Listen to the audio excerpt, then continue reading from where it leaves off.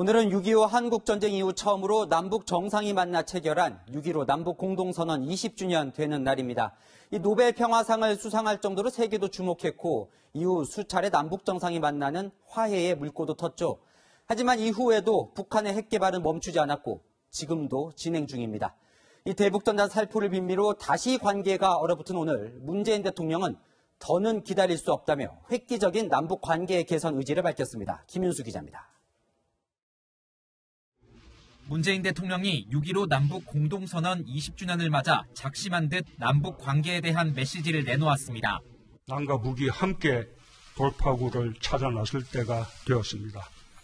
더는 여건이 좋아지기만 기다릴 수 없는 시간까지 왔습니다. 그러면서 남과 북이 스스로 결정하고 추진할 수 있는 사업을 적극적으로 찾아서 실천해야 한다고 강조했습니다. 더 이상 미국과 국제사회의 대북제재 해제를 기다리지 않고 남북 교류 협력 사업을 적극 추진하겠다는 뜻을 밝힌 겁니다.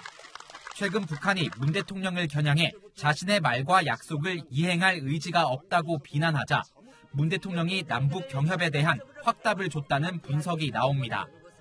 이에 따라 문 대통령이 앞서 신년사와 취임 3주년 특별 연설에서 밝힌 남북철도 도로 연결 사업과 북한 개별 관광, 방역 협력 등이 우선 추진될 가능성이 높습니다.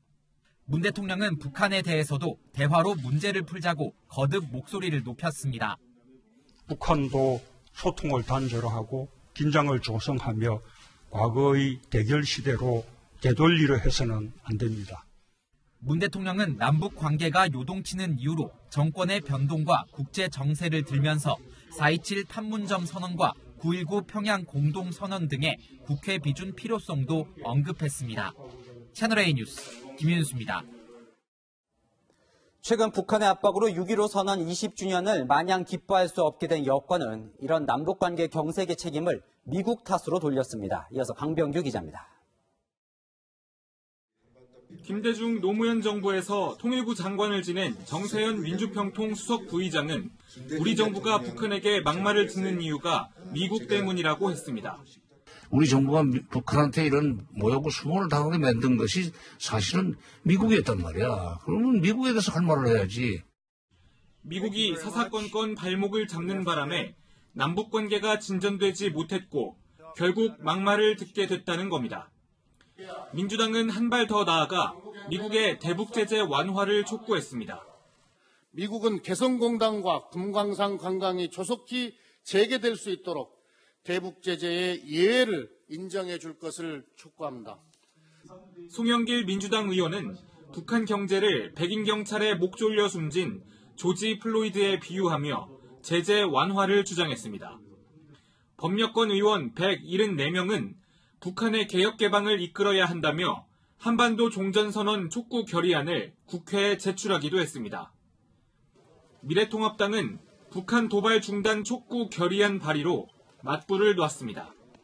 노골적인 군사행동 협박도 서슴지 않은 북한 정권에 대하여 더불어민주당이 종전선언 운운하는 것은 무책임의 극치이자 그러면서 북한의 막말과 조롱은 굴욕적 대북 유화 정책의 파탄이라고 비판했습니다. 채널A 뉴스 강병규입니다.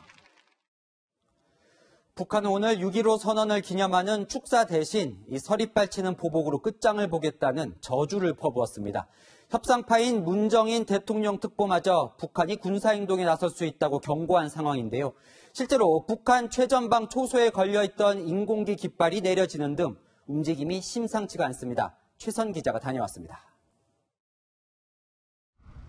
임진강을 사이로 남과 북이 대치하고 있는 파주의 접경지역. 곳곳에 설치되어 있는 북한군 초소의 모습을 망원렌즈에 담았습니다. 그런데 지난 9일까지 목격됐던 초소 인근 인공기와 최고사령관 깃발이 온데간데 없습니다. 카메라에 포착된 모든 초소에서 두 깃발은 보이지 않았습니다. 군사 도발에 앞서 깃발을 내린 것 아니냐는 관측마저 나옵니다. 최고사령관 깃발이 김정은 위원장을 상징하다 보니 군사 충돌 시 훼손되지 않게 사전 조치를 했을 수 있다는 이유에서입니다.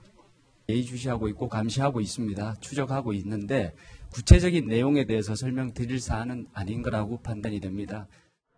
이전에도 최고사령관 깃발이 몇 차례 내려간 적이 있는 만큼 군 당국도 분석에 신중한 모습입니다.